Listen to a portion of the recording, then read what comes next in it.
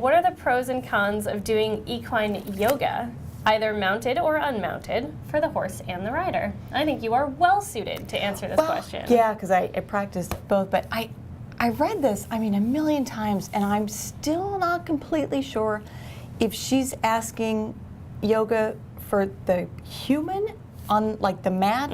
How does that help her ride? Yoga for the human on the horse, like She was either before she mounted or rides? unmounted. Or is she asking For the yoga? horse. Yeah. Yeah. So Horse and or rider. So okay, all of so it. all of the above. Yeah, All let's do it. Well, I've been practicing yoga for a very long time. If I tell you how long, you will know how old I am, and then we don't want to do that. So yoga just means uniting the breath and the mind. It's a connection, and I think connection is a word that we all want harmony with our horse. So let me just throw out some other words about yoga. It's helps you balance and center, find your center. It strengthens your core. It stabilizes you, improves your posture. We think of yoga as being stretches, and so increasing flexibility and your range of motion, and it mobilizes you.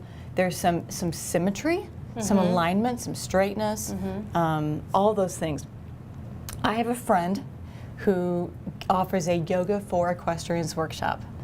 And I went to this last fall, and she does a morning on the mat session, and she has a skeleton, and she has scales and mats, and it's really fun. And she focuses on postures that help riders, and things like opening up your hips to help your sitting trot, and things that'll lengthen your legs so they're nice and pretty hanging down, and ways to release your chest where we all get a little bound up and constricted, get hunched.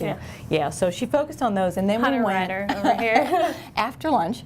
Then we went and got our horses and rode and used those principles from the morning to that. And I can tell you that, at least for my horse, and then the horses in my session that I watched, everybody improved. And what's really cool is when you are flowing in your own body and breathing, all of a sudden your horse, you can feel his back relax and his hips and his neck, and just everything starts swinging, and they'll actually take an audible breath, like a sigh, like and that's so cool when they do that. And then their gaits just opened up, their walks became bigger, their trots were freer, their canters had more jumps. So you could see the effects immediately. But doing yoga yourself and bringing it to your horse if you keep doing it, has longer lasting effects. So that's the benefits, I guess, if the person's doing it. Yep.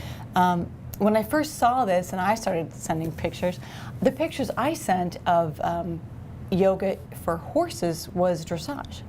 Because that's what it's bodybuilding, it's ballet, it's yoga. So you think about It's core strength, it's balancing, it's symmetry. Yeah, it's all those things. And so the exercises that we do when we ride, the shoulder in and the travers and the ravers and the half pass and canter pirouettes and all sorts of things, help horses develop straightness in their body, alignment, release tension, and help them breathe. Many times, how many times have you been riding and you went one way and then you went the other way, and the horse suddenly released and gave and took a big breath?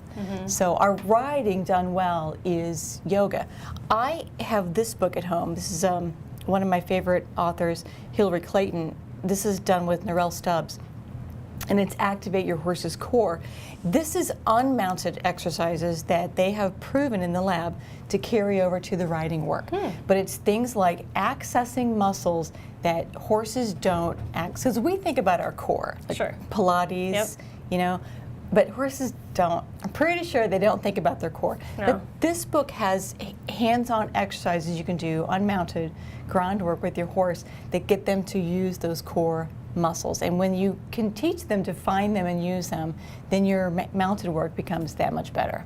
It's a fascinating subject. There's lots of stuff out there. Do you and Newman have any favorite exercises?